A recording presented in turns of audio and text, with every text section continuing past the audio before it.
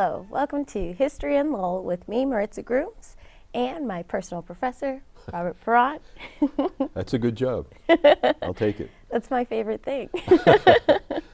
So we've been going through immigrant history, refugee history, all in Lowell. We've talked about the International Institute and all the great work that they've done helping to resettle refugees. And we have really gone through a huge population of different cultures and people. But one that we haven't really touched on a bit is the Jewish population here in Lowell. So I think we're starting in the 1930s? Actually, 100 years sooner. Oh. So the first Jewish immigrants to arrive in Lowell come in the early 1830s. Just a very small number of people from Germany who become shopkeepers, open little markets and things like that.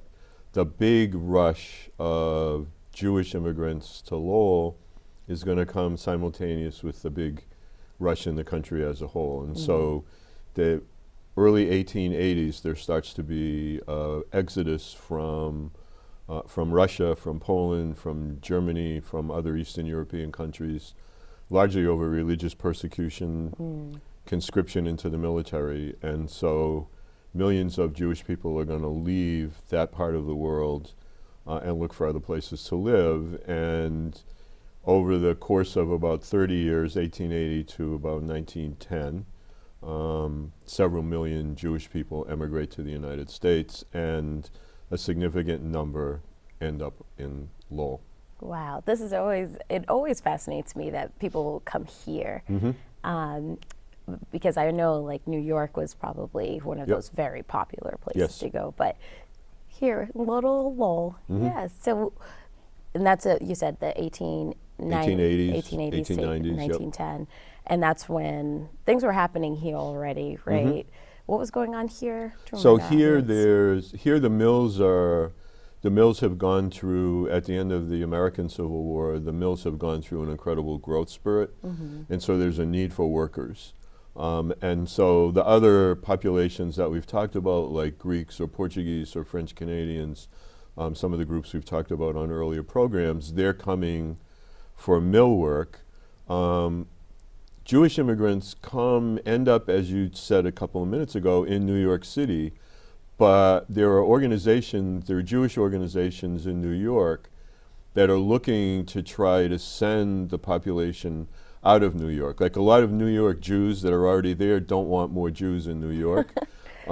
It's just crowding them out, and so they would like people to go to Chicago or Boston or Syracuse, New York, or Rochester, New York, or whatever.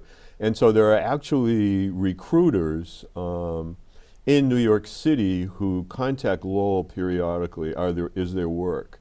And if there's mill work, they will send groups of workers on the train from New York City to Lowell, and they will get jobs in the city's mills. At one point, this group called the United Hebrew Society, this is in New York City, actually tries to buy the Merrimack Mill. Oh, wow. And have it as a place where they can send significant numbers of workers. So that really begins the influx to the point where in the 1890s, early 1900s, Jewish people who are already living in Lowell set up like a little welcome wagon in the train station. Oh, wow. To meet people when they get off the train, speaking Yiddish, talking to people the same way somebody would speak Portuguese or Spanish or whatever, but welcome people in their language, and they start to help people find places to live. And out of that experience comes what becomes this very concentrated Jewish neighborhood in the city of Lowell. That's awesome. I love the idea of a welcome wagon. Yeah. It's very, it features prominently in the newspaper articles I've read about the population coming in. And because people are looking for, the same way as other immigrants, they're looking for a place to practice their religion. They're looking for a place to find their food. Right, all the things we've talked about with every other group. There's particulars to each story, but there's a certain overlap, right? And in this case, so this neighborhood grows up around two big streets in Lowell at the time, one called Hale and the other called Howard. And so the Jewish neighborhood is called Hale Howard. because there are kosher markets and eventually synagogues, a Hebrew school, all sorts of other businesses and institutions that grow up in this neighborhood. And for people that know the city at all or who come into the city, this neighborhood existed where now the Lowell train station is. And the parking garage and the awful Lord overpass and that jumble of roadways and madness by South Common, that's where the Jewish neighborhood was. Wow. From 1880 to about 1970. Wow. And 1970, that's all urban renewal and all the neighborhoods being knocked down street by street. And I think, as you said, looking at the train station, it's a little bit, it's kind of like a monument to maybe a tomb kind of for an old neighborhood. Yeah. You know, and a really great representation of those neighborhoods that were knocked down. This is what happened. Yep. It's very much 1970s cement architecture. Right. Which, you know, but the neighborhood, I mean, what's interesting to me is how much the neighborhood is so vibrant, even at the point where they're going to begin to think about knocking it down. And again, we run into this dilemma, right, where the city in the other urban renewals we've talked about claims this is a blighted area, this is this, that's that. It's also where people live. It's also where people worship. It's also where people go to school. It's also where people do their grocery shopping. Exactly. The neighborhood had 2 Yiddish newspapers. Wow. And there was a whole, you know, I mean, it was a vibrant place. And to have been built all that time, it had to have been very bustling. Yep, 1880 to roughly 1970. And so it very much is like the other immigrant neighborhoods that we've talked about. But it's one of the ones I think that that historically people in Lowell have forgotten. It's almost like that's a forgotten neighborhood. Like people will talk about the teardown of the Greek Triangle Acre or Little Canada, but not so much Hale Howard. And I can't quite figure particularly out why that's the case. But the population is going to continue to grow. There's a point where, this is going to sound hard for people to believe or understand, but in the early 20th century, as the population is growing, for particular burial service that are part of the Jewish faith, right, the city of Lowell will not allow Jewish people to be buried in Lowell. Wow. And so the Jewish community creates a very formal community organization, and they buy land in Pelham, New Hampshire. And the first cemetery where Jewish residents of Lowell who pass away are buried is in Pelham, New Hampshire. Wow. And I actually went to where it was and there's a marker. Wow. And have a photograph of it. And Oh so my again, goodness. it's like when I was reading this, I was thinking, this is really bizarre, right? But yeah, there was that much prejudice. The same way that there had been toward Catholics in the 1830s, 1840s in Lowell. And so the population stays fairly contained. There's a smaller but equally lively population on the other side of the river, Lakeview Avenue area in Centerville, which is largely Polish Jews. And there's a church and there's other things that go with the neighborhood on that side of the river. So you have these two populations. But the other thing that's fascinating is, so all these people are recruited to work in the mills, right? But the workday in the mills includes Saturday. Well, Saturday is the day of worship for Jews, right? And so mill owners and overseers tell Jewish workers, if you don't come in on Saturday, don't bother coming in on Monday. So what this does, interestingly enough, again, in the research I've been doing, is it spurs people to start their own businesses. Of course, right? And say, okay, well, then we're going to find our own things to do. And so people start out as junk collectors, trash collectors, like selling, basically recyclers of the day, right? But then turn that into like small shoe shops or whatever. And ultimately that grows into some of the biggest furniture stores, clothing stores, grocery stores and markets in Lowell are owned, and all the movie theaters. All the movie theaters. Almost all the movie theaters in Lowell are owned by Jewish entrepreneurs. Wow, and there were a lot at that time. And there were a lot. Yeah. Yeah, there were a lot. But at least a half a dozen of them are owned by Jewish entrepreneurs. Wow, wow. And again, partly it's out of the fact that, well, this is, you know, if we're going to be able to keep our faith, then we have to knock off work late in the day on Friday, and then we don't do anything until later in the day on Saturday, and we can't go working in a textile mill.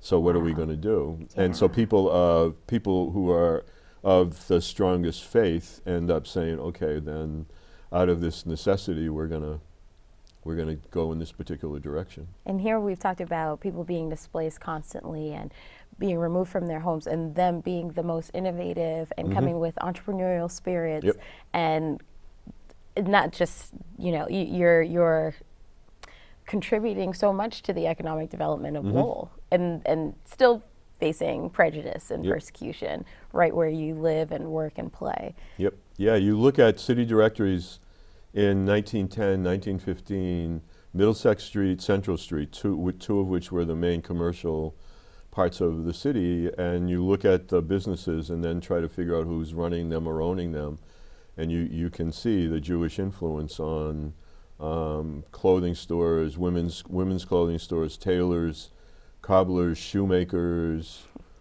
ends up into factories producing shoes out of like a little repair shop that grows into something else. And so absolutely the impact, which again we don't necessarily think about, and the way we talk about immigrants now and refugees now is like somehow they're going to come here and just sort of sit around and take. No immigrant group up until today has ever done that. They've always tried to figure out a way to survive, because part of making that trek from wherever you were from to end up in Lowell means that you have something going for you, right? You're not going to, when you get here, just say, "Oh, good, I've made it," and like check out. That's not why you came here. No, you have like this resilient spirit. You're not just survivors, but you're carrying this your whole culture with you, and continuing forward and pressing forward. The persistence is beautiful. I think it's poetic even. Yeah, I mean one of the big challenges is going to come to the Jewish population and to Jewish migration in the 1920s. We've talked before, but to quickly review, in the 1920s, the federal government passes immigration quotas that become very strict, very rigid, and that dramatically decrease the numbers of people who can legally come into the United States from different countries in the world. And so the places that Jews are emigrating from in the early 20th century are some of the places hardest hit by the quotas. So the numbers of people who can come in are extraordinarily low. So in the 1930s, when Hitler starts his march through Europe and his attacks on Jewish communities, Jewish neighborhoods, and eventually, the entire Jewish population in Germany and elsewhere, wherever they're moving their troops, Jews are trying to escape Europe. And you can guess where I'm going with this. We will not relax the quota to let Jewish refugees in. And in effect, they're looking for asylum, right, to use a more modern day term. And so this becomes very dramatic because hundreds of thousands of people are trying to get out. And other European countries do the same thing. So there's this big conference in Europe about what to do with this stream of refugees. Nobody's willing to change their laws. Two countries that do, interestingly enough, are the Dominican Republic and Colombia. Wow. But the Western world, no dice. Oh my goodness. And there's this very famous story in the history of all of this, where there's this ship in 1939 called the St. Louis, which has 900 Jewish refugees on it, which is going to try to get into Cuba. And the Cuban government will not let them off the ship. So the captain of the ship sends a telegram to Franklin Roosevelt, who's the president of the United States, explains the plight of the people on the ship and that they can't be let into Cuba. And Roosevelt never answers the telegram, never responds. And so the ship makes its way up the East Coast, trying to put in at several ports all the way up the East Coast, and nobody will let the passengers off the ship. So the ship returns to Europe with all these refugees on it. And of the 900 people, historians that are trying to sort of piece together what happened, we know pretty much for sure that 300 of those folks end up dying in concentration camps. Because, again, we've not relaxed the quota. We change in the late 1940s, but the damage is already Some people are able to escape, come into the United States through Canada, or do other things that are illegal, quote unquote, to get here. But it's very much, when I'm actually preparing to teach this next week in class, and I want to make the analogy to sort of like the asylum seekers now. Exactly. It's not obviously in terms of proportion and what's happening. They don't hold up as exact analogies, but it's another one of these cases where we have suffering, hardship, and we're not willing to relax or bend in any way at all to understand the situation and have some level of empathy. And in this case of the St. Louis, this is on the front page of the newspapers. This is being covered the same way it's being covered now, this particular caravan. Yeah. I can't imagine if the president was Trump, what he'd be tweeting. But on the other hand, Franklin Roosevelt, who's lionized by liberals and Democrats as the greatest president who ever walked the face of the earth, he sat by. He didn't really try to do much of anything to try to say, okay, well, dudes, this quota is this quota, but we have 900 people on a ship. We're sending them back. Exactly. Come on. But he did not lift a finger. And so it's a really significant moment in that history, which again, the way we teach immigration history or American history, we sort of gloss right over that. Most people hearing us discuss this now have no idea this ever took place. Of course, yeah. Unless maybe they had me for U.S. history 20 years ago. If they got lucky, yeah. Because I cover it, right? But it's just not, it's not part of the story, and it should be. Well, immediately, as soon as you were talking about that, what came to mind for me is all over social media right now, seeking asylum is not illegal. And that just rolls. And then you think of even then, and then when you're neutral in times of injustice, right? What's that quote? You're on the side of the oppressor, right? Yeah. And Can't another be neutral on a moving train. Exactly, right. I just wish that humans would understand that more. And 300, a third of that that we know for sure. That you know for sure, and who knows what happened to the other 600? Yep. It's just. And I tell my students, what if one of the 300 had the cure for cancer? Exactly. In his or her brain. That's always what I think of when we're turning away. Right. And then my students look at me like, "You're going there?" Right. And I say, "Yes, I am." Yeah. Welcome. Yeah. I think of people like all of the people that we've elected to Congress, probably daughters of immigrants, right? So many women of color, so many Latinas. Sure. And like this one feisty young lady that everybody's trying to silence, who hasn't even been sworn in yet, Alexandria, right? Ocasio. And I think, what if she was her parents or her ancestors were turned away? Those who came before her. Well, some people might have wished that her parents were turned away, but yeah, I mean, and the changes in refugee law and asylum law happen partly as a consequence to this. Right. Like in retrospect, in the late 1940s, when the war is over, this is when the UN Human Rights Commission gets set up, and sort of people look at questions of refugees and asylees and look back on what wasn't done.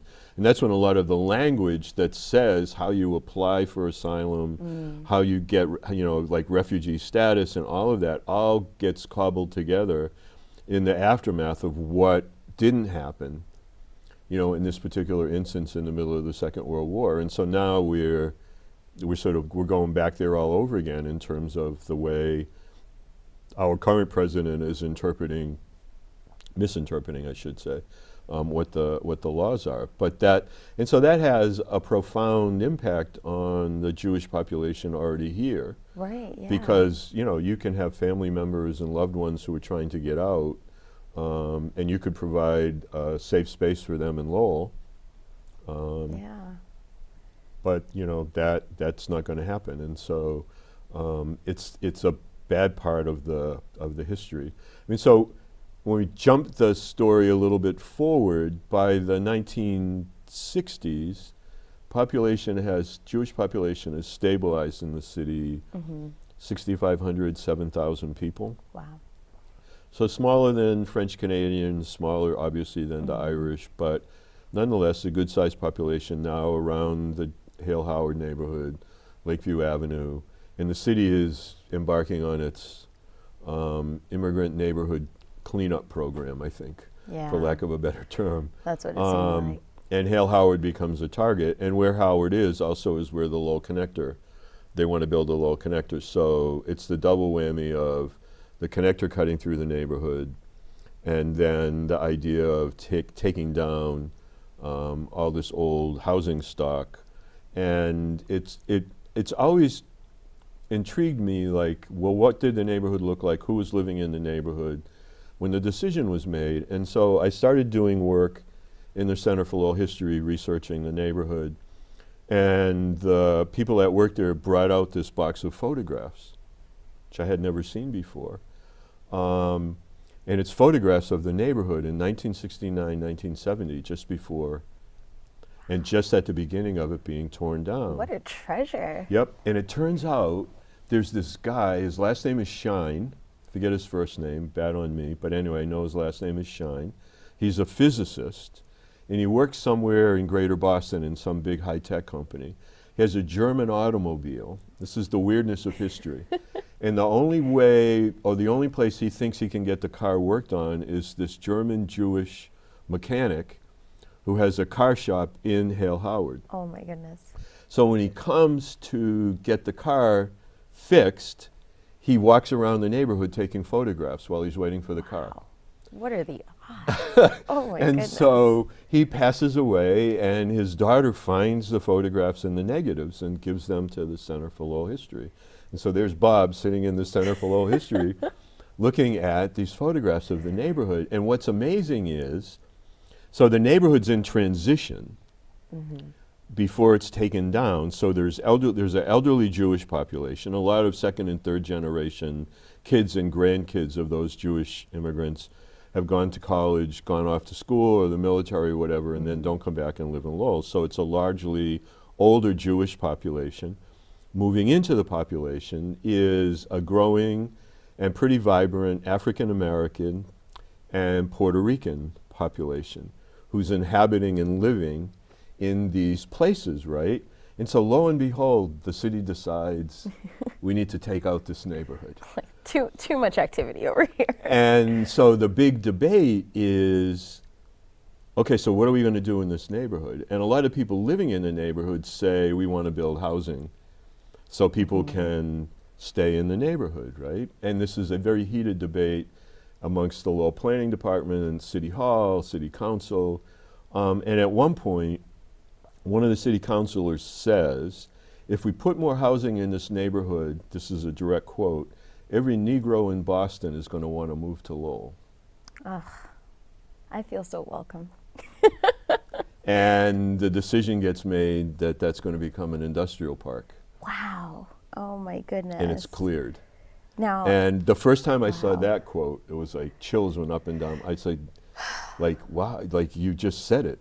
Yeah. You didn't think it and try to figure out how to make it happen, but you actually said it out loud. Like, we're just going to be honest here. Yeah, yeah. Yeah. And so it displaced a pretty, what was, and so it all came together because I had that quote in my brain and I looked at the photos, and a lot of the photos are of kids playing together in the neighborhood. Oh. And there are all these white, black, and Latino kids, and you can tell when you look at their clothing and you look at their moms and like what they're doing and everything, you can see this is like this incredibly integrated group of kids playing.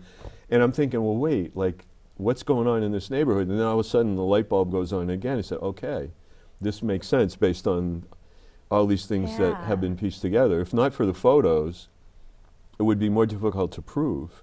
Right. But the kid photos are just like, you just look at them and oh my goodness. It's like, holy smoke, here it is. Like, way to take a thing of beauty and literally destroy it. Yeah, no, and you look at my these gosh. kids, boys and girls playing together, they're all, most of the kids look like between like 10 and 12 or 10 and 14. They could be kids you could be working with and girls.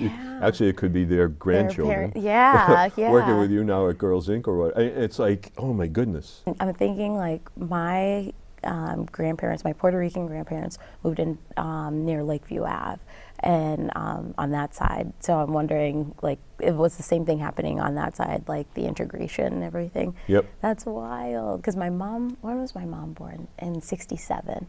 And she was the first of all of her siblings to be born here. So my grandmother traveled from Puerto Rico pregnant with her and had her here. She was actually born in New Hampshire, but they lived in Lowell.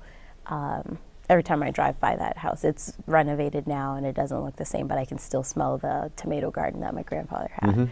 Yeah, so all out Lakeview on that on that side of Bridge Street, as you're going up Bridge into Centerville, the left-hand side, like First, Second, Third, Fourth, and Lakeview, and then those streets, that was largely a Polish working class, Jewish Polish, and they would walk over the Bridge Street Bridge and work in the boot mill. That's so cool. But or in the mass mill, right? The two big mill buildings on either side of the bridge. And you can see when you look at the neighborhood, it's very densely packed together. There are a lot of really tiny streets. Yeah. There's no, like, you can almost reach out your window and touch the window on the other side. And they made these very compact neighborhoods so that they could pile together lots of workers who could then walk. And then eventually they put a trolley in. Well, I definitely know someone from the Hale Howard neighborhood at that time who had told us a story about when her parents had to move because they promised them that they were going to build another house, a new house for them. House never got built. And they said, well, we're building houses over in what's now Belvedere, right? And we promise you'll get a house there. Every time they went to visit, oh, the piping burst or the flooring isn't right, and all of these excuses. And then they were moved into the South Common projects. Right.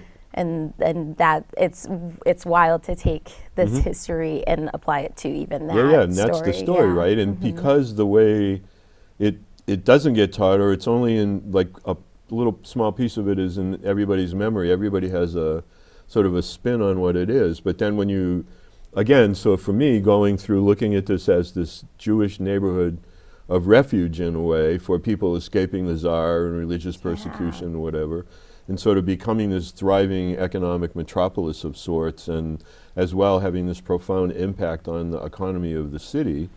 And then you go from there to it becoming this very mixed and integrated neighborhood that people decide they're going to put a road through, and that other people decide they're going to put a train station and a parking garage and an industrial park on, and you all got to go. It's a real sad commentary on the history of the city. It really is. And it seems that it's always the higher-ups who are making these decisions to disperse the beautiful, culturally rich neighborhoods that make up Lowell. And yet, here we are all today, and we're still thriving. It may be not in our own little neighborhoods, but we're all around and we're integrated and we're here and we're teaching history to everybody here. Remember, seeking asylum is not illegal. Yes, actually, it's in the law. Exactly. And I think it's really sad that we don't see any vestiges of that flourishing Jewish neighborhood in that community. And like how we see for the Greek Triangle or the French Canadian, the Little Canada. But I think that it's important that people know this. So thank you for bringing us this sad part of our history, this dark part. There's not a, this one had, the result of this is dispersal. Yeah, in a really profound way. Yeah, so something to marinate on, folks, because these people who were displaced are probably still with us today if they decided to stay in Lowell, if they still felt welcome. Most of them went to Chelmsford and Draycott and points further away. They did not stay in Lowell. Wow, wow. And this is why we have to make the changes that we have to make and band together as a community. I'm going to turn it around. Absolutely. Yeah, so thanks, Bob, for giving us this very impactful story today. Always my pleasure to be here. Always my pleasure to learn. And thank you all for tuning in to History in Lowell.